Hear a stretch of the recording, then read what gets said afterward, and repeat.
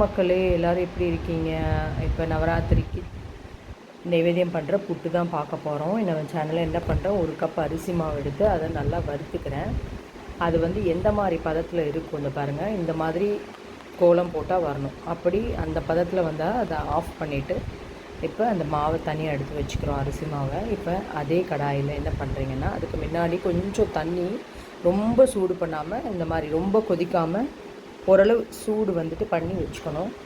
இப்போ என்ன பண்ணுறீங்க அப்படின்னு பார்த்தீங்கன்னா, நான் எந்த கப்பில் அரிசி மாவு எடுத்தேனோ அதில் வந்துட்டு ஒரு 1/4 கப் தண்ணி எடுத்து அதில் வந்து வச்சுக்கிறேன். இப்போ அதில் வந்து ஒரு சிட்டிக்கை மஞ்சப்பொடி போடலாம், ஒரு 1/2 டீஸ்பூன் மஞ்சப்பொடி போட்டுட்டு கரண்டியால் கொஞ்சம் கொஞ்சமாக அந்த அரிசி மாவில் ஊற்றி நம்ம மிக்ஸ் பண்ணுறோம்.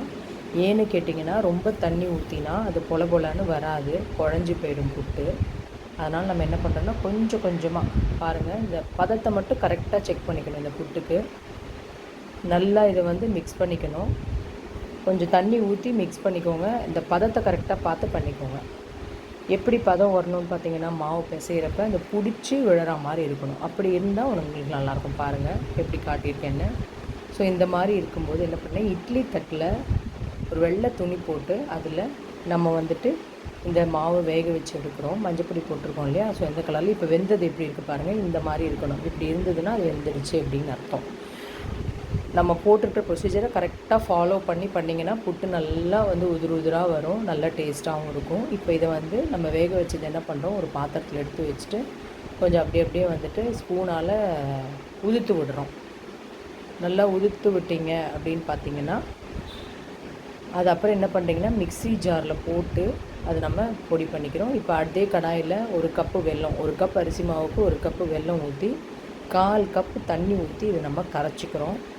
கரைச்சிட்டு அப்புறமா வடிகட்டிக்கிறோம். ஏன்னா வெல்லத்தில் வந்துட்டு மண் இருக்கும், அதனால் வடிகட்டிக்கிறோம்.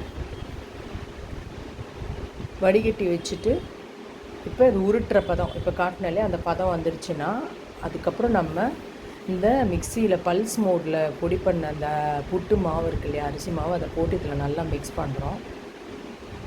பாருங்கள், இது நல்லா பொல பொலன்னு வரும். நல்லா மிக்ஸ் பண்ணோம். இதில் ஏலக்காய் பொடி போட்டுடுறோம். ஏலக்காய் பொடி போட்டு நல்லா மிக்ஸ் பண்ணி விடுங்க.